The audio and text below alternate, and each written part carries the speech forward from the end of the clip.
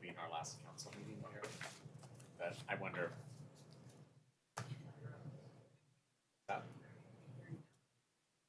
Oh, Oh, I see. Yeah, it is on. it works now. Mine doesn't work. Okay. The light's really faint. They're probably just on, you don't have to press it. That's it. So you guys can hear me right now? No, not right now. Can you hear me now? We sure can. Okay. Well, good afternoon, everyone. This is the loudest speaker ever. I'm Commissioner Dan Ryan, and I welcome you to the final Portland Children's Levy meeting of the year 2024. I'm delighted today to be joined by our newest committee member. Welcome, Charity Kreider, to the committee. You're replacing Tracy Rossi, as we saluted her in our last meeting, and we all look forward to working with you. You bring a lot of experience in both healthcare policy and education practice, and everyone's enthusiastic about your appointment, along with your commitment to eliminating disparities and outcomes for the children in our community, which is the bottom line for this group. So everyone, let's welcome Charity with a little bit of applause, all 10 of us. There you go.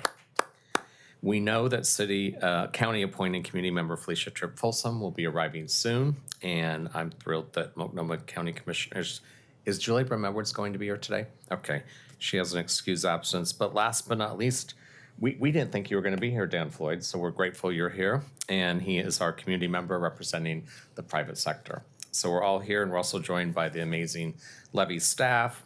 There's Erica's out there, Joel, John, Meg, Lisa, Katrina, and Brian. Thank you all for joining us today. And now, on to the agenda. The first item is always approving the minutes from the last meeting. May I get a motion? Yes. Motion to approve. All right, so moved by Dan Floyd. And a second? Second. Great. All those in favor? Riveting vote here. Aye. Aye. Okay, so that passes. And now we're going to move on. Is there anyone here to do public comment, Joel? No one has signed up for public comment. Sounds good. Well, our first item brings up basically everyone. Lisa, Brian, Meg, Erica, and we will talk about the results to date and funding round that's currently underway. Welcome. I think I have to turn it on, yeah, okay. How long is you'll give a presentation and then you'd like us to hold our questions and let you get through it? I mean, I'll stop after the slides just in case people have Okay. questions. So we're gonna be handing off a little bit. Meg is actually not doing this portion. She's gonna be up at the end. And where will we see the slides? They should be on our screens momentarily when we share the presentation, so give it a sec and I think hopefully it our pulls up. screens are off. Okay, do we need to, I thought those would be turned on. I bet we could turn that one You got it, Meg? You're gonna this way. But I'm But not that seeing one I'm anything on referring the to at home monitors. is we have this big screen out there for the audience, but can it turn, Jill, so that we could see it? Well, they should There be you able- go. But they should have your individual monitors on. I thought they would be turned on when we started the meeting. Usually that's what happens. This is true usually. Yeah.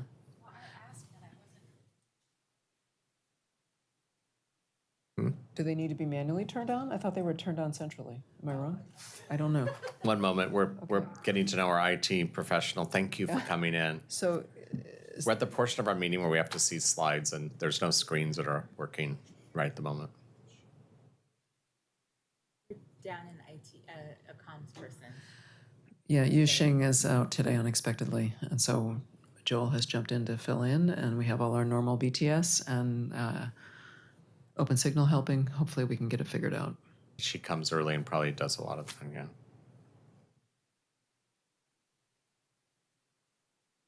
Do we have BTS here too?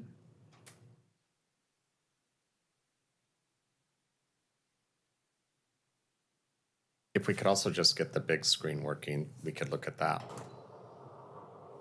There's a screen behind me that's coming down.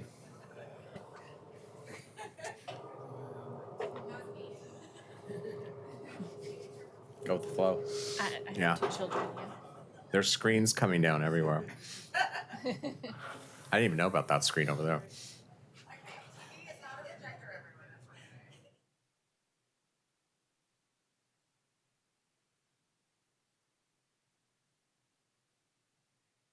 Can you do any introduction to this report where we don't need the visual? We can start the conversation.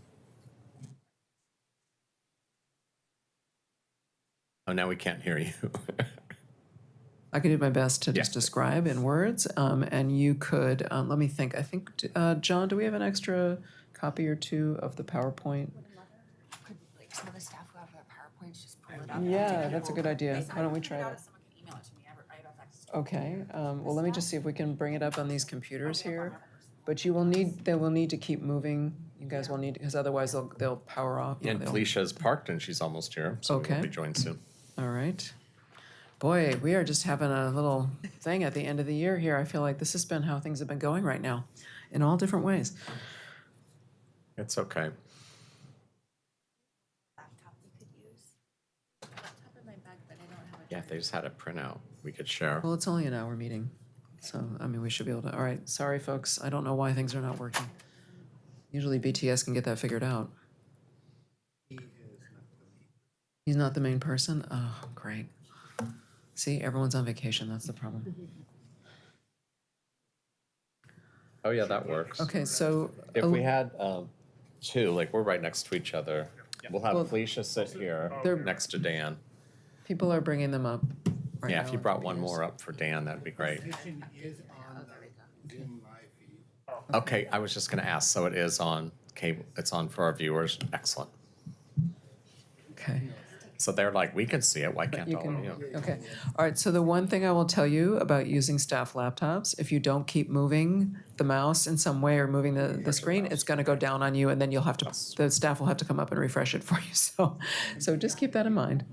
I'll just tell you when to advance to the next slide and you all can manage on your own. Okay. This is a real DIY.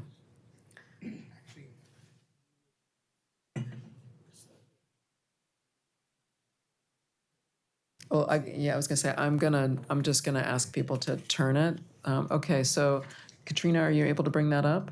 Okay, so does everybody have a way to see the presentation at this point? Yes. Okay, great, then we'll start. And when Felicia arrives, she'll just sit next to Dan. Okay, perfect. Good afternoon, everybody. I'm sorry for the technical difficulties. We're planning on that today.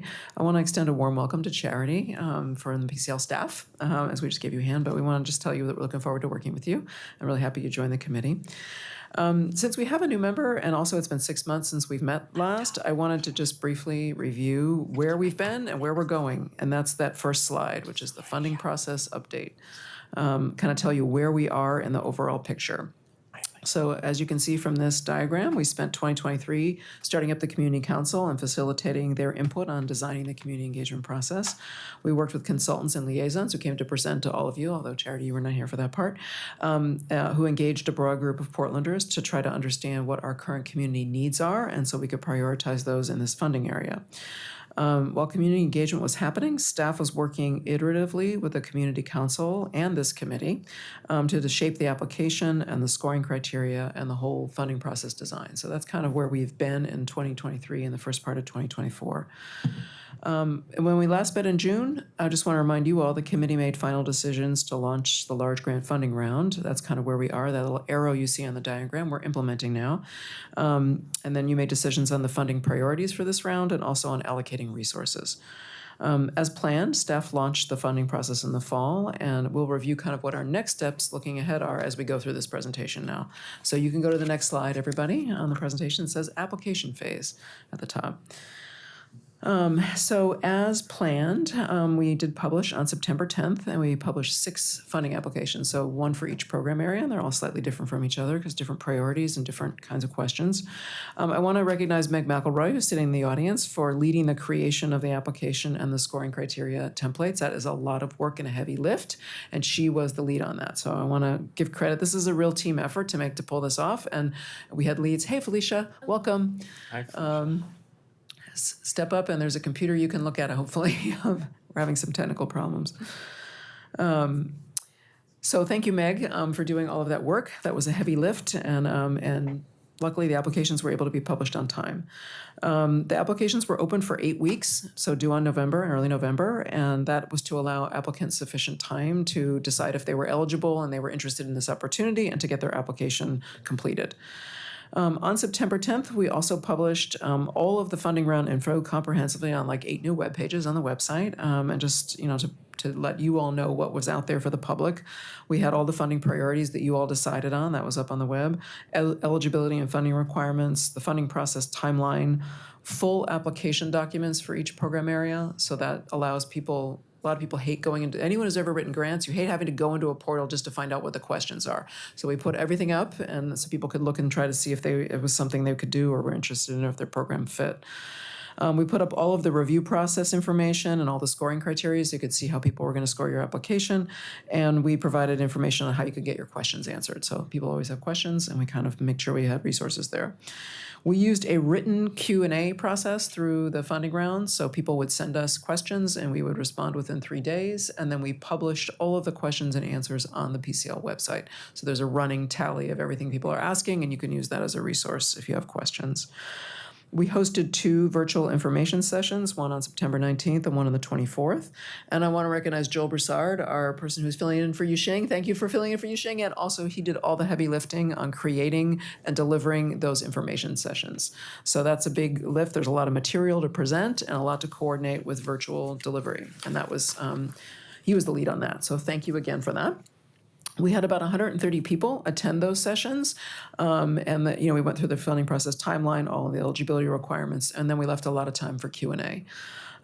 We published the Q&A that happened during those info sessions also on the website, so we had a lot of Q&A that people could use to draw on for questions answering in real time. Before I hand over the next couple of slides to Brian Schmeddinghoff on my left to talk about the web grants implementation, that was new for us. And I want to say he led the development of the 6 applications in the system, which no one in the city has done. I just want to say that's a first to put up that many. We learned from PCEF's advice to do separate applications, but that's a lot of work. And Brian really led the technical aspects of that and making that all happen. And honestly, we could not have done it without him. So I just want to say thank you again for that. And then I will turn it over to you. You can talk about how it went. There we go. So this was the first time, that we used the Web Grants portal for applications and for review. We began building and testing the forms back in March, which is when I joined the Children's Levy. And we got feedback from Craig at the city, who's the general administrator for Web Grants, that because we thoroughly tested everything so well is probably the reason it went as smoothly as it did. So that was good feedback from him. We worked really hard to make the forms and the review forms and everything as user-friendly as we could, because a lot of portals can be pretty clunky and tricky, and we tried to make it as user-friendly and usable.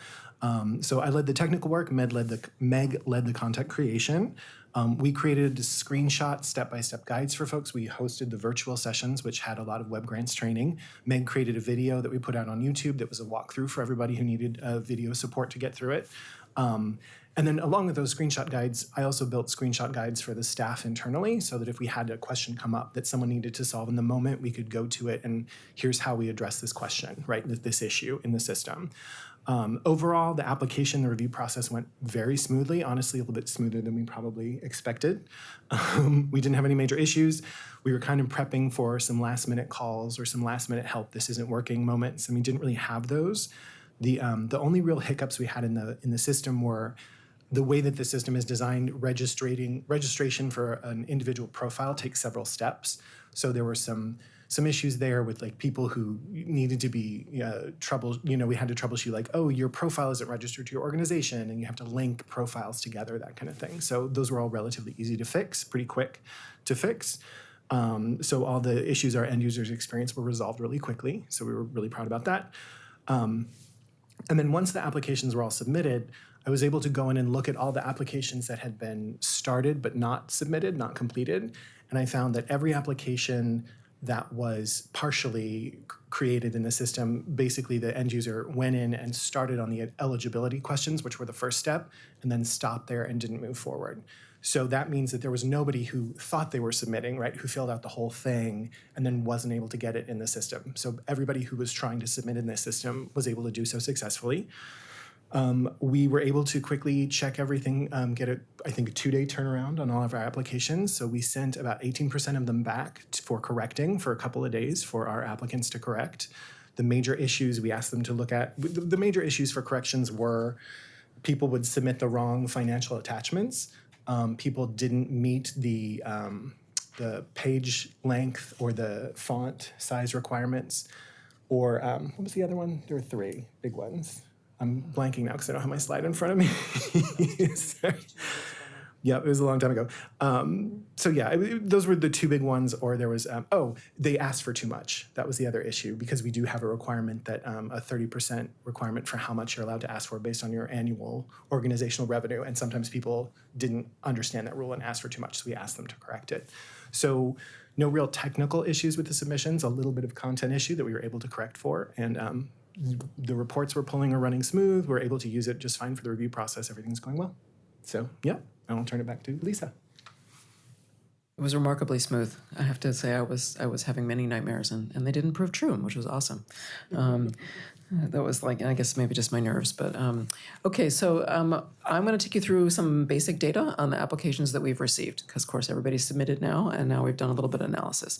If you are able to scroll down on that PowerPoint till you get to the slide that says applications received, because that's got a chart on it, and we will look at that a little bit, and it would be helpful if you could see it at the same time.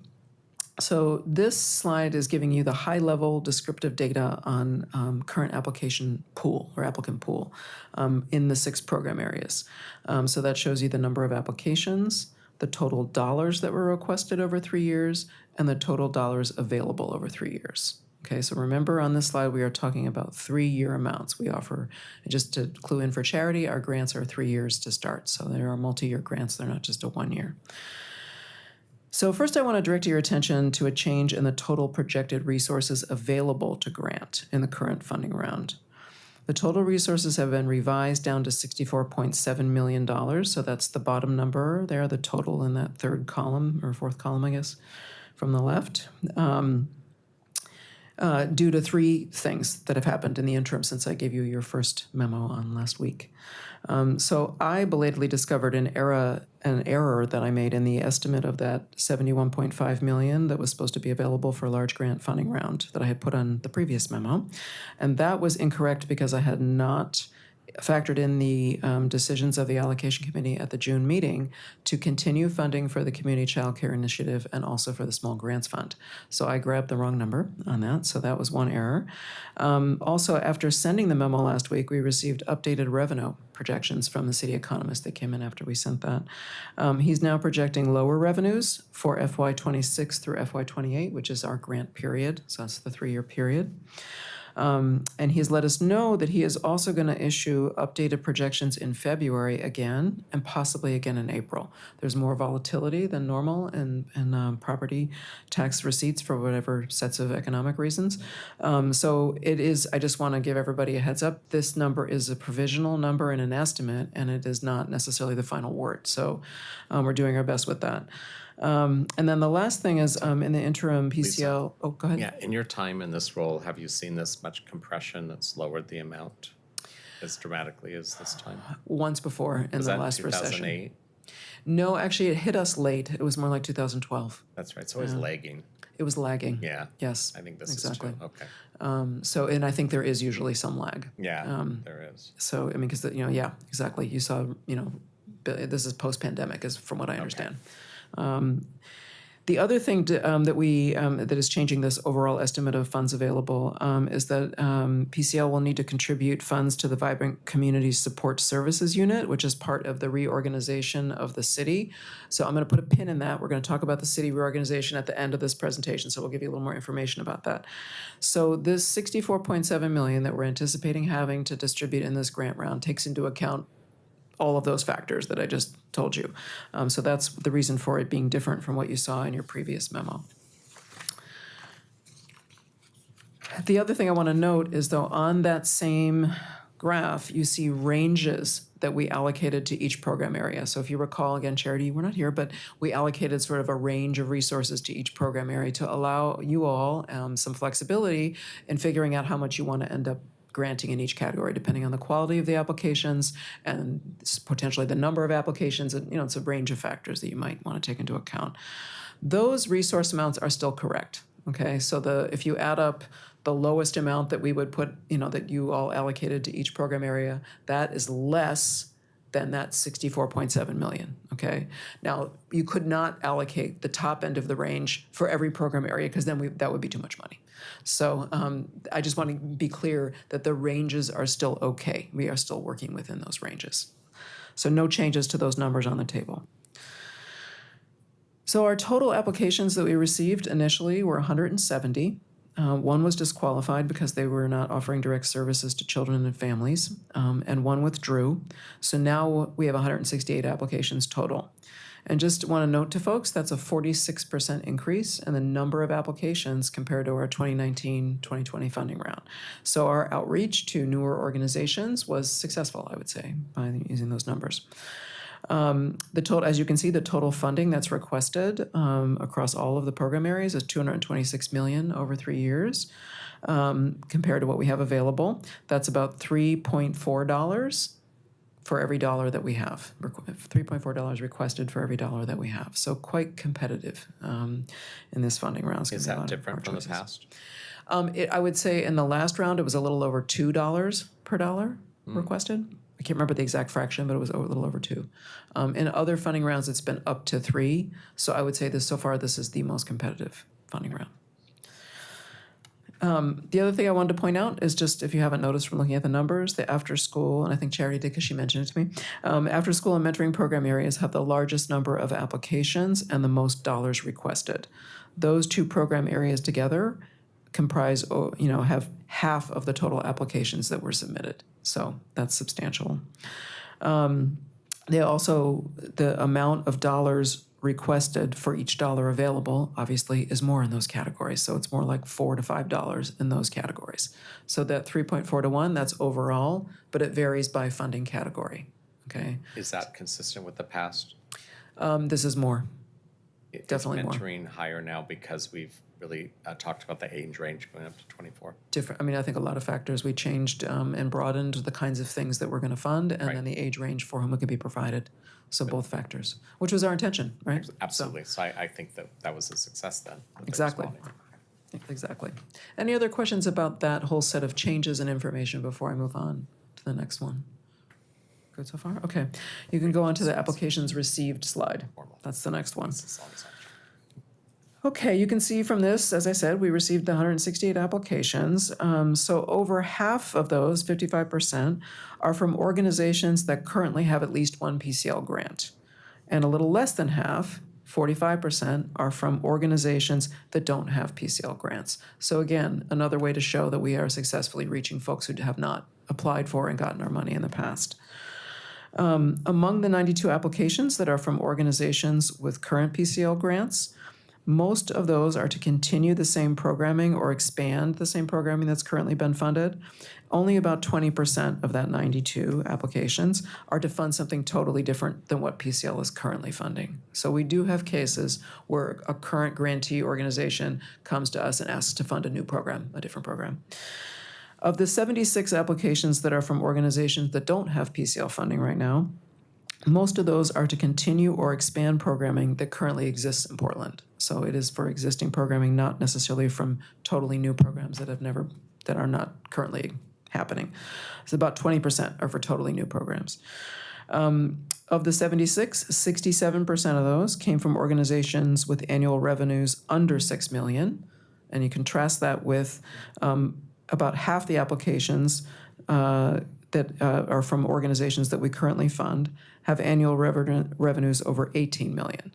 So this is just a lot of stats to tell you that smaller organizations submitted more of the applications that were from new organizations. And the folks that we are funding currently, that currently have PCL grants, are generally larger. More of them are larger organizations. So again, we did focused outreach to smaller organizations and ones that we haven't been funding in the past, and they're showing up here in various ways. Okay, I think that concludes all the application data that I have. I want to pass it on to Erica, and before I do that, I just want to recognize her. She did all of the former preschool teacher design of the curriculum for the reviewer training, and also led the conducting of those sessions. It was quite let me tell you, a technological lift to be able to get people through all of the technological things they had to do in order to access the applications in one program and then go to another platform and learn how to review on web grants. So Erica was the lead of that. I want to say thank you for that. That was a big lift. And with that, I'll turn it over to you to describe what's happening in the review process. Okay, thank you, Lisa. It was definitely a team effort, particularly the web grants piece of the review process. So staff recruited reviewers through a variety of methods, including social media posts, newsletters, and outreach through all of you, the Community Council, and staff networks. The reviewers attended so we conducted 4 2-hour virtual training sessions, and all of the reviewers attended one of those. Those sessions covered application content and point spread, confidentiality requirements, conflicts of interest, stipend requirements, and how to access their online applications. And then reviewers were trained on how to score the applications in the new Web Grants portal, and they were able to practice scoring in Web Grants during that training session. Once reviewers completed their orientation and they signed their conflict of interest form, which allowed us to see, because at that point they had seen their applications and so they knew for sure whether or not they had a conflict. Then we resolved all of the conflicts of interest, which could mean changing around applications between reviewers and reviewer panels. 4 reviewers would be assigned to the same set of 7 to 8 applications to read. And those panels were based on the expertise of the particular reviewers. So they were assigned to the program areas in which they had some lived or professional or volunteer experience. 2 reviews per reviewer were due in Web Grants by December 10th. And by the 15th, we had about 82 reviewers who had completed 2 or more applications in the system. And we still have some reviews of the applications in the system, and we still have some coming in. All of the reviews are due, the complete set for each reviewer is due by January 10th. One reviewer withdrew due to unforeseen circumstances, and an alternate was assigned, and there are still 9 more alternates available if needed. PCL staff is in communication with all reviewers to ensure they have the support needed. We're scheduling midpoint check-ins to answer any questions, been available to answer questions on web grants and any other things that come up. And finally, once we have all of the scores for particular application from all 4 reviewers who are looking at that, the scores will be averaged to get a final score. So that allows us to deal with, having some people who always rate high and some people who always rate low. We end up with these average scores, and that's how we arrive at a final score for the application. And that is all I have on the review process. I also want Go ahead. No one in the city has used web grants for volunteer reviewers. We're the first. So this is a big lift. We have 100 people using this system to do this work, and that's, it's not the most user-friendly of systems. So it's, I think, a real credit that everyone's been able to get in there and do this work. And I know Felicia's done a lot of grant review. I bet you've gone into a lot of portals. I almost want to ask you to do this just to give you a rating on what you would say about it, given your experience. So I just want to say it's been a huge lift by the staff, and they've done an amazing job. Thank you. All right, I think that's our summary of where we've been, where we are, and our next step is getting those scores, and then we will tell you then we're moving into the community council stuff, but I'm going to save that for these guys to describe. Yeah, I was taken, Erica, when you mentioned that some people grade higher, some people grade lower, and so how smart it is to make sure there's some balance. How do you know who are the ones that grade higher and that have a proportionality of grading lower, so that you can ensure that we have that kind of balance? How did you know how to do that? I'm kind of in awe. I think the Levy has been averaging scores for some time. Inter-rater reliability is always kind of a little bit of a challenge, and we can see each reviewer's scores.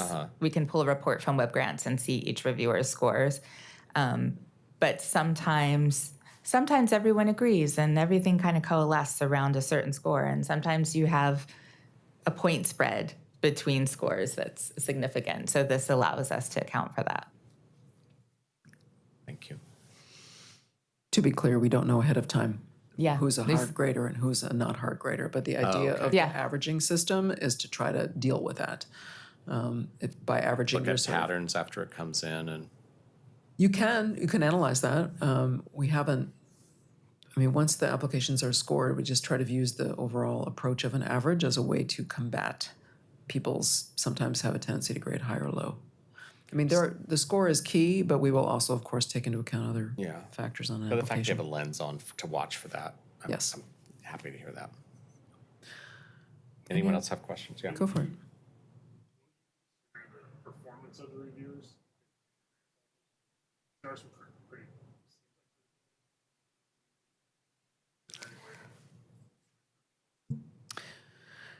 I mean, I don't know that we have a performance evaluation. You mean of how good a reviewer they were? Is that what you're saying? Or Oh, And I know that you're helpful with getting them through that deadlines and they fall behind. we're going to get an alternate if they don't make the deadline. Like we are on them like white on rice, I would say. And I mean, the staff is about making sure they get into the systems to do the things. And if they're not able to do it, then we get an alternate subbed in right away. We've already done one alternate sub, and I think we're looking. it has been challenging, but I have to say, well, first of all, the reviewers who attended the training sessions, they were all very excited and took this role very seriously. They understood that there was a lot of money on the table for the Portland community and really took that job very seriously. But the people that I have talked to, because I've been making calls and texts and emails, there's been 3 deaths, a house fire, a case of COVID. They've all had like pretty serious reasons for not getting those reviews, and it hasn't just been like, oh, I got caught up in Christmas shopping or something. They've all had things that they've contended with, so they're all working hard to kind of get back on track.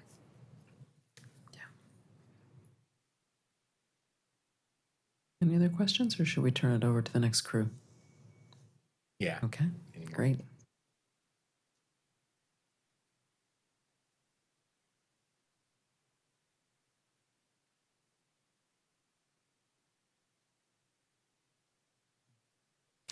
So I'll go ahead and talk us through the community council update. On your screens, you should hopefully be looking at slide 10, and there should be an image of 3 different colors of bars, like a dark blue, a yellow, and a light blue. Is everyone on that slide? Thank you. Yeah. Fantastic. Okay. So during this large grants funding process, the community council will play an advisory role. At 2 points in this process, the council are going to advise the staff and the allocation committee, you all, on 2 core questions. The first is, what characteristics should staff use to craft 2 anonymous portfolios of applicants to recommend for funding? And the second question is, of the 2 anonymous portfolios created, which one do you recommend to the allocation committee for funding? So looking at that image before you, as you heard earlier from Lisa, the large grants process is underway. The bright blue top boxes are activities that applicants and community members are engaged in. The yellow middle boxes are points where the community council is engaged. And the dark blue bottom boxes describe staff deliverables. So the community council met on October 25th and spent the majority of the meeting orienting to their upcoming steps in the funding process. At this meeting, staff introduced the types of data and application characteristics that they will review and discuss at the upcoming meetings.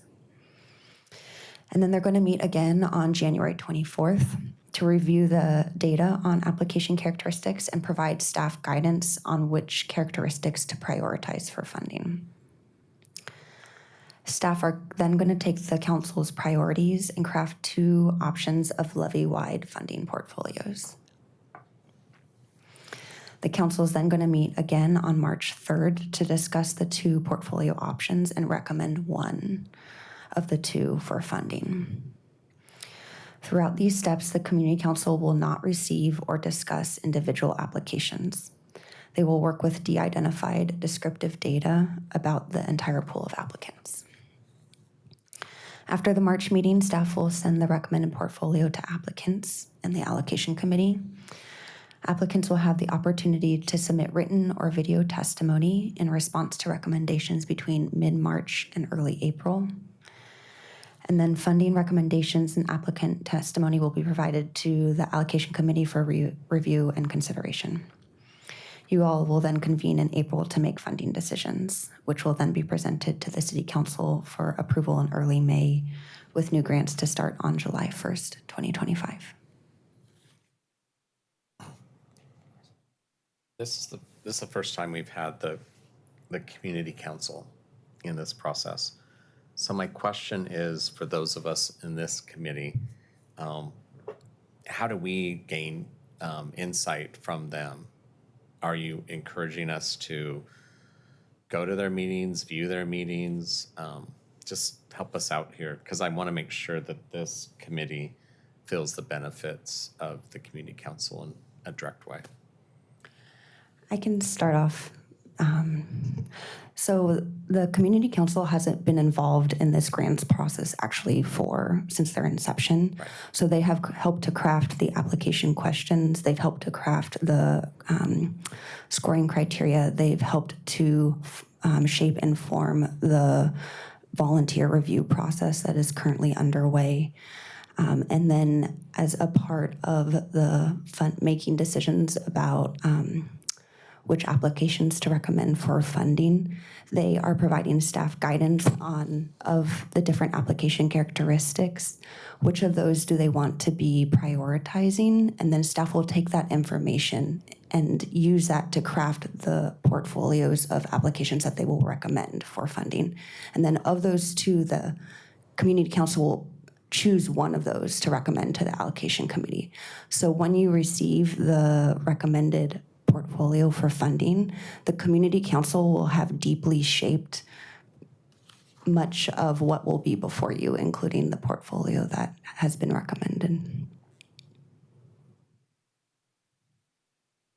Go ahead, Can I Charity. clarify? Just to clarify, so it sounds like the community council members are involved from the beginning to the end, and with their input and expertise. And what makes this round different is there's one or two options that they're going to bring to the top for consideration, and one that would be included. But the other applications will all have input to your team that will be considered during the review process and then brought to us. This is our first funding cycle where the community council has been a part of the process. Yeah, that was my point. Yeah. Like, I know they've been involved from the beginning. I was trying to get to this point, is how we can really experience that. You would be welcome to come to the meetings if you want to. They will be January 24th and March 3rd, and they will be robust discussions that you are welcome to watch. The recordings will also be available afterwards, and we'll be sending out meeting summaries as well. They are volunteers, so we're just trying to be really mindful about the amount of time that they are spending throughout the year on this process, and trying to right size the sorts of asks that we have on their time and capacity. I think everything they're doing is great. I just want to figure out how we can tune into it, and knowing that we can't do it all at an allocation meeting. So. Of course.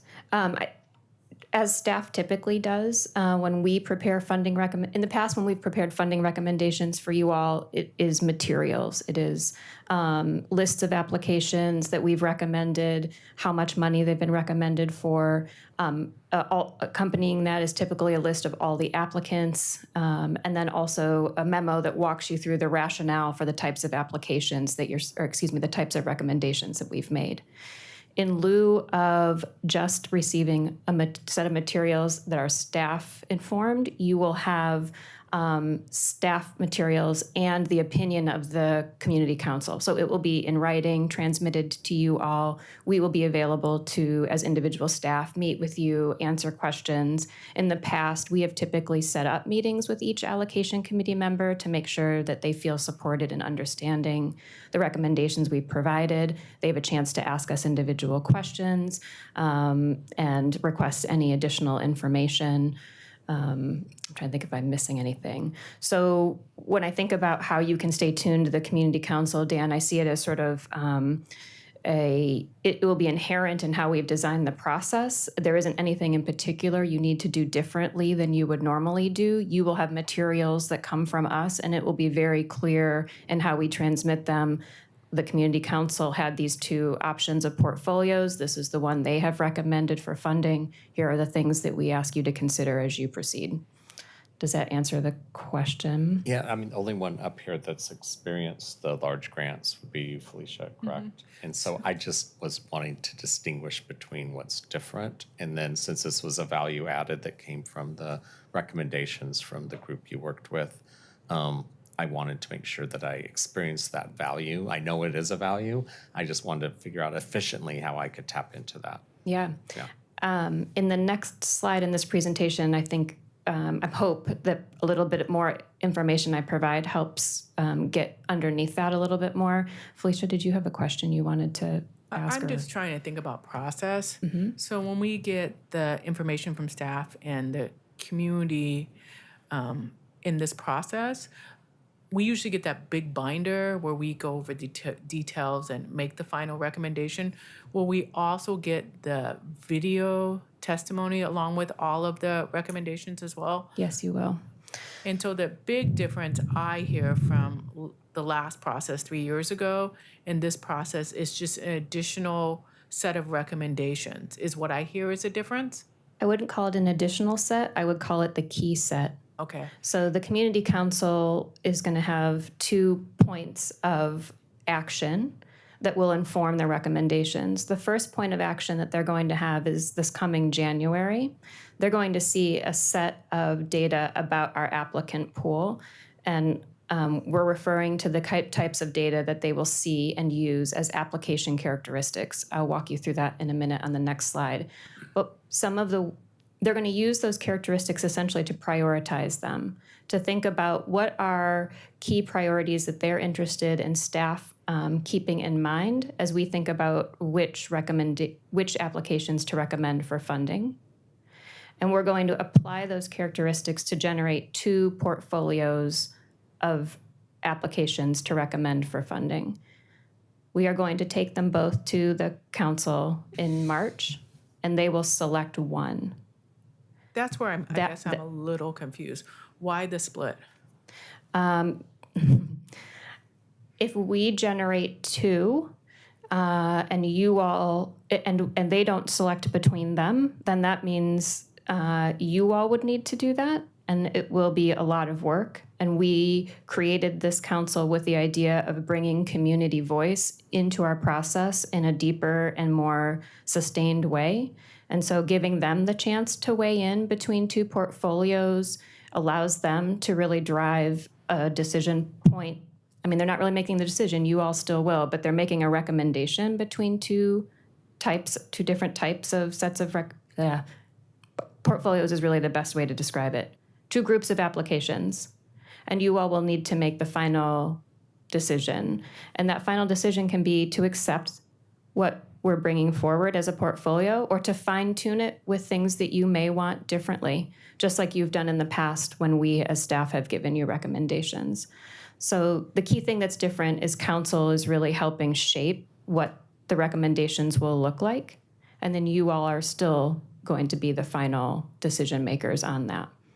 So I guess I'm not getting my question properly across. So when you have the split, if the characteristics are coming from the council, if they're making the recommendations to the characteristics, are they making 2 different sets of recommendations? That's where I'm getting a little confused. Yes, I hear you. If that makes sense. I think here's what's coming to my mind in the background. I just want to interject. So I think what's not clear about the 2 options, the idea of giving people 2 options, policy priorities are often in competition. You often want multiple things, and you cannot get all of them into one portfolio. So they may have priorities. I mean, competing priorities is what Dan Ryan's life is about. I mean, like you have constantly competing priorities. So the idea is that we are going to do our best to shape two portfolios that address the priorities they identify, but they're going to make trade-offs. One may have an emphasis that is more X and Y, and the other one has an emphasis that's more B and C. So the idea is then they're put in the driver's seat of, well, which has the most characteristics that we want, or we're willing to. We decided that we want to devote more resources toward hunger relief because we feel this is very important, and this portfolio does that. Does that make sense? So I'm trying to make it a little more concrete. When Meg goes through the characteristics, I think it will become more concrete to you. But the idea is that we're going to do our best to operationalize the priorities, keeping in mind that we will have to make trade-offs because there won't be one thing that does everything that everybody wants. Does that make sense? That makes more sense, Okay. yeah. It'll make more sense as we look at other slides. I think so. I hope so. And Are Brian, you- I forgot to keep pressing refresh, so. And sorry, because I'm just thinking about our old process and how this new process is an enhancement. So I'm trying to think about that as well. You're asking all the right questions, and we're all in it together. And once Commissioner Ryan's image is rebooted here, I'll walk us through the next slide. So the next slide, I think at the top should say application characteristics, or community council update, and then application characteristics. So we just talked about how staff is going to analyze and prepare descriptive data on the pool of applications, and council is going to consider how to prioritize these characteristics to help guide our development of two portfolios of applications to recommend for funding. So when we talk about the types of characteristics, we're going to talk through them. Score is obviously a key characteristic. It reflects for reviewers' work, and as you all heard earlier, we recruited and trained 96 volunteers from our community to do this work. So score is important as a value of their work. It's also an important value of the work that council did to design our application, including weaving equity considerations throughout the questions that are asked in the application and the scoring criteria. So we will look at data around application scores, such as the range of scores, the average, how many applications are above and below, including looking at it by program area. So we want to understand sort of how did applications do on score. It may inform how we want to use that particular characteristic for shaping portfolios, though generally speaking, score is a primary factor. We want to look at the funding priorities. The funding priorities, you may recall, were established through our community engagement process. They are by program area, so there are specific priorities in each program area. So we want to understand the extent to which applications address the funding priorities. And there may be some funding priorities that are more important than others to the council if we wanted to take it to that level. But the biggest thing we want to make sure is that all the priorities are addressed. We want to understand if there's any that are under-addressed and whether or not that needs to be considered. We want to look at the size of the organization that has applied. You heard a little bit of data earlier, so we'll be looking at applications by the range of annual revenues for the most recently closed fiscal year for organizations. So we want to understand sort of the total applicant pool by smaller, medium-sized, larger organizations. And we may want to look at how those, how the size of organization relates to other factors or other characteristics about our applications. We want to look at the funding status of the application with PCL in the past. For example, is this a current grantee looking to have continued funding or expanded funding for a program that the Levy is already funding? Is this an organization that has other Levy grants and is asking us to fund a different program? Or is this an organization that is new to Levy funding and doesn't have a current grant? We want to understand how applications are proposing to serve various focus populations. That was another key part of our funding priorities.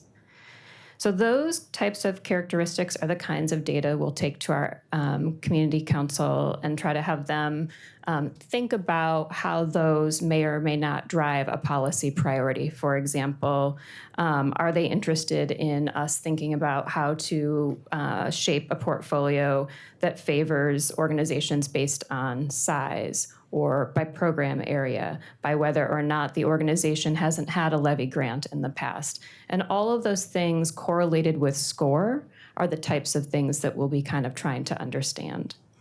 The other thing I want to remind everybody is that as staff, there are also factors that we typically use as we think about funding recommendations. We published those with the application, so all applicants were aware. Those are things like feasibility and scale of the services proposed in the application, the cost of the services in the context of the level of service that the applicant is proposing, past performance. So if it's a current grantee, past performance on their current grant, the experience and expertise of the program or agency proposing to do the service, and then the financial audit status of the organization. So those are the kinds of things, that last group I just described, those are not negotiable with community council. Those are factors that we as staff will use in helping us think about how to form 2 portfolios of recommendations. But the group that's on the bulleted group of characteristics that's on the slide that you see, funding priorities, size of organization, funding status with the levy and focus populations, and program areas. Those are the kinds of things that we will ask them to think about and prioritize. And then we will use that to shape how we generate 2 portfolios to bring back to them, and then finally to bring forward to you. Does that help provide a little bit more clarity on operationalizing some of the work that is new, and then also as compared to before? Sort of. It's I'm trying to just wrap my brain around it. I'm trying to think of what the 2 scenarios would be, and so that would be the recommendation.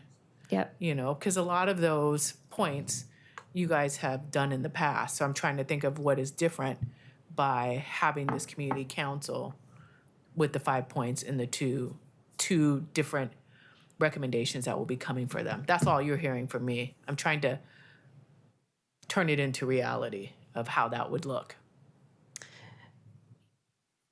Does somebody have another question? Because I have a thought. Go ahead, Charity. Yeah, I do have a question or maybe even a comment about the last piece on assessed by staff for feasibility, scale of proposed program. Do you also ask for justification, evidence-based programming justification? So, you know, their theory and practice around the type of programming they're doing and how the evidence supports that. Yes. In the application, there are 3 sections of questions that applicants have to answer. One is about the organization that is proposing to operate the service, and there are a series of questions about the organization and its mission and its staffing and its focus and its overall history of impact. And then there are questions on the program design that get at the types of things that you're talking about, sort of who are you intending to serve, what are you proposing to do in those services, why is this the right service for this population, how do you know this is the right service for this population, what do you intend to produce for outcomes or impact with this population and this service. So those kinds of questions, when we think about things like feasibility, are part of how we look at it. Keeping in mind that reviewers are scoring that. I mean, they're reading and scoring that. We are not scoring. We are using sort of their scores as a guidepost and then our own understanding as we look at the applications. Did that answer it? Yeah. Felicia, can I come back to your question? I'm thinking about how to, I'm going into a visual idea in my mind, and so bear with me. And I think just because you're new, I was part of the very first group that reviewed applications, so that's why I'm trying to put that hat on, think about the community council, and think about our role as allocation. So I'm trying to think of all those phases, Meg, as I'm trying to go through these 5 points. I hear you. Okay, so we know we have 168 applications and we know we can't fund them all, right? So we have to think about ways to sort through them. We know that SCORE will be a big factor that we use. What we don't know is whether or not SCORE will look different in different program areas. What we don't know is, let's assume it does. And that kind of information comes to the community council. Based on that information, they might say, we want you to think about a portfolio that favors higher scoring applications that do these kinds of things, are from smaller organizations that haven't had levy money in the past. We want you to also think about how you weigh score for applications in these 2 program areas that there is high need, but the applications tended to score lower. So they may not give us instructions that are that direct, but they might sort of ask us to prioritize and think about these factors in ways that help us get to 2 different lists of applications to recommend for funding. So out of 168, maybe one will end up with 82, one will end up with 96, and there will be ways in which they are different by these kinds of characteristics and based on sort of how they gave us guidance. Am I doing a better job answering it? You are doing a better job. It's not you, because when I think of the consultants that came back to us, you remember, and said we needed to get community feedback, I'm thinking about that. My thing is not that part of the mechanics, but how does the council determine what they want in the 2 outcome areas and why? You see what I'm saying? That's what I'm trying to get to is how do they determine the why for the 2 sets of recommendations? Does that make sense? Yeah. You know, which is new, you know, so how does the community make the determination of the 2 scenarios they want and why? What makes those scenarios the priority that should come to us as allocation? And please bear in mind, I'm willing to like go through the process, all that, but that's what's literally going through my mind. I mean, would it be helpful for me to talk you through the way that we're thinking about facilitating the January meetings? That way you have a sense of the core questions that they are addressing and wrestling with within the council. That might be helpful, yeah. Okay, so I don't have my materials in front of me, and I'll do my best to remember off the top of my head. So the meat of the meeting is going to be spent on 3 questions. The first is going to be recognizing that score is a priority. What are the top 3 application characteristics that you want to prioritize for funding? So that's just looking generally, what are the 3 characteristics that they want? Then the second question is going to be, if an application scores at or above average, what are the top 3 characteristics that would make you deprioritize it for funding? And then the third question is going to be, if an application scores below the average, what are the characteristics that would make you want to prioritize it for funding? And so they are going to learn about the application pool. They're going to have these characteristics to choose amongst, and then for each of those questions, they will be able to choose 3 answers. And so in the meeting, there will be live voting that's happening, and then they'll have the opportunity to discuss in pairs and understand why their colleagues are making the recommendations that they are making. They'll alternate doing that exercise 3 times for each of the 3 different questions. They will come back together in a large group to have a full group discussion about what were some of the highlights from the pair group work that they did. Then they will have some solo reflection time, and then they will have the chance to revisit their votes that they originally took and either make the same choices or change their votes. And so coming out of that exercise, they will hopefully have had the opportunity to do individual and small group and then large group reflection on why they are making the recommendations they are making. And I guess the other thing that I would add is that prior to that meeting, Meg and I are doing small group prep meetings with all of the council members to brief them on the application pool and the qualities and characteristics that they will be seeing. So hopefully they will have all that data and information and those questions in advance of the meeting, so they will have been able to do a lot of prep work before coming into that meeting. That is incredibly helpful. And now I know why I'm having this sort of reaction, is that when I listen to you, it's really to see what the implicit bias will be of the council. And I think that is an important thing for us as the allocation committee to really know as we're going through this process. Because I hear how you're navigating that. And so that's why I'm kind of going, okay, what's going to be, because we all have biases. So I want to be really, really clear. What are we going to be able to see coming out of the committee? Where are they going to be swayed or influenced by? So thank you. That was helpful. It was helpful for me as well because, yes, we all have biases and our life experience shapes that, and that's why you recruited the people who are on the community council to have that diversity of opinion of life experience and bias.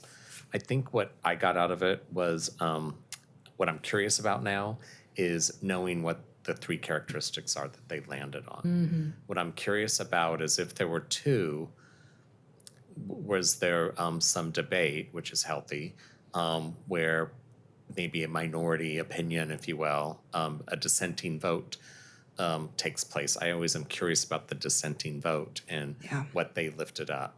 So when we get the information, those are early thoughts about what I would be curious to see so that I wasn't just rubber stamping, which is a word that I use to say that I don't want to be checked out, but also that I really understand the depth of this decision. And it's hard, it's competitive.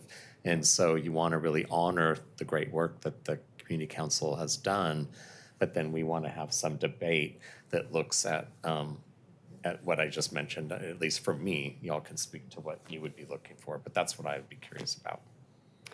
And just to share a little bit more, we don't know how they're going to vote. And so the results that we... hypothetical conversation. Yeah, so the results that we could get could be a whole spread where there actually isn't a group of characteristics that has risen to the top.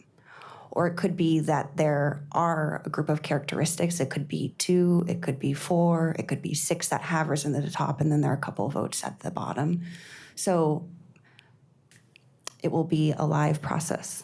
Okay, so like a bias I have, especially during what we've experienced with COVID and what's happened with our children and our youth during COVID and how damaging that's been. I'm really a big fan, as some of you know, of continuous improvement. So I just want to know how responsive they are, how adaptable they are. So if an organization was having challenges for 3 years, if they stayed with that for 5 years, I'm not going to be as excited about them as the one that I could demonstrate that they adapted and they responded and then the results improved because of that. So I would hope that the community council can sort through that type of cultural issues, if you will, of the DNA of the organization.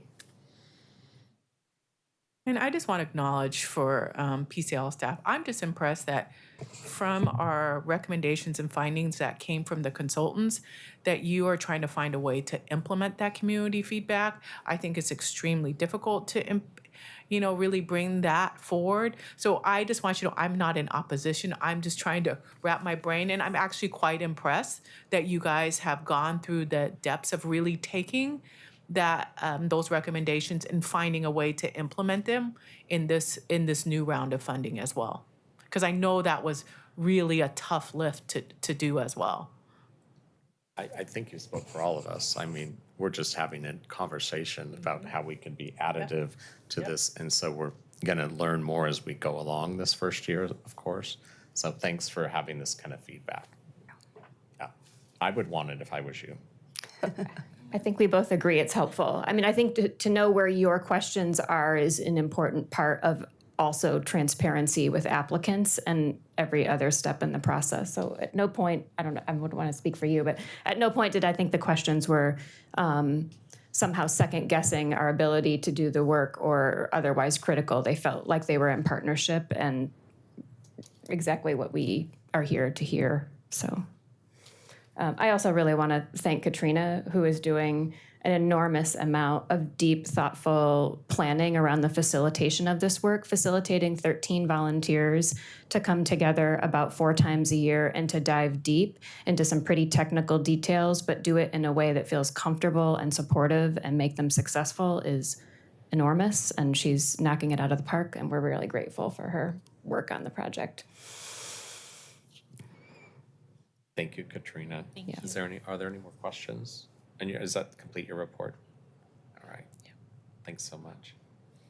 We just have one last slide, and I'm noticing that we are past time, so I will do my best to walk us through it and have us be able to wrap up. The last slide is on the government transition. Does everybody have that one? Okay, great.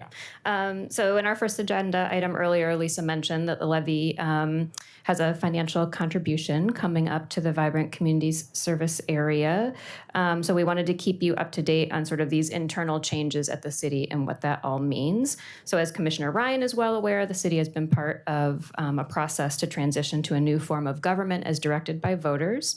And a new 12-member city council starts its work in January. And so congratulations to Commissioner Ryan for winning the race to be part of that new council. The mayor and the city administrator will run the day-to-day operations of the city going forward. City commissioners will no longer oversee city bureaus and offices. City bureaus and offices, including the Levy, will now report to 6 deputy administrators. And the Children's Levy is part of the Vibrant Communities Service Area, along with Portland Parks and Rec and the Office of Arts and Culture. The Levy began participating in that service area alignment and coordination this past spring. We are currently able to access a whole set of support services that has been provided by Parks and Recreation staff, and that set of that previously was only supporting Parks and Recreation staff. It is now supporting those of us at the Levy, as well as the Office of Arts and Culture and Portland Parks and Rec as part of our whole service area.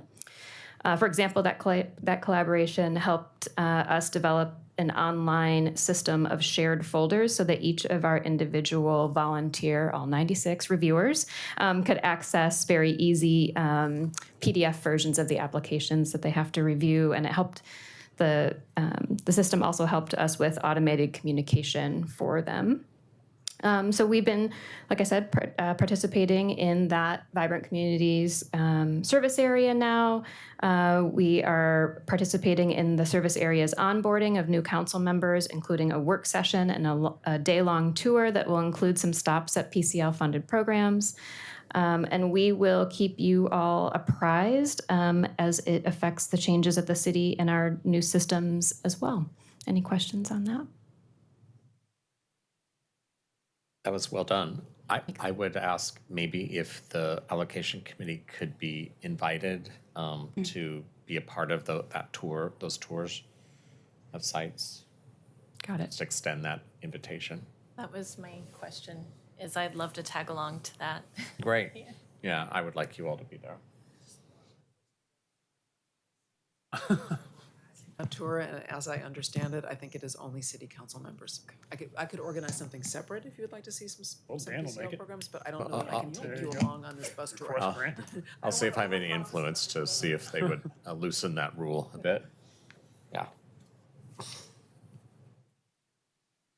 That concludes our report today, unless you have any other Okay. questions. Is there any, there's no public testimony. I'm supposed to ask you that throughout the meeting. Thanks, Joel. Well, thank you everyone for being here. It's been wonderful to have you here for your first meeting, Charity. It was great to have, you're the OG now, so it's great to have your That's why I was context. Because listening to your Felicia, question. none of us have been through the large grants. I've only done small grants, so. Oh, wow. Yeah, so this was I'm really. glad you're asking those questions. Yeah, it was really helpful to have that. So this has been a wonderful way to wrap up the year. Thank you, staff. You've been through so much with adding this community council, and it just seems so seamless. So thank you so much. I hope everyone has a wonderful holiday season. I hope you get some time with your loved ones. And when's our next meeting? March? It's in February. It was on that chart. Yeah, it's in February. All right, looking forward to it, and I hope that we will join the tours as we talked about as well. Thank you. All right, the meeting's now adjourned. Take care. Happy New Year.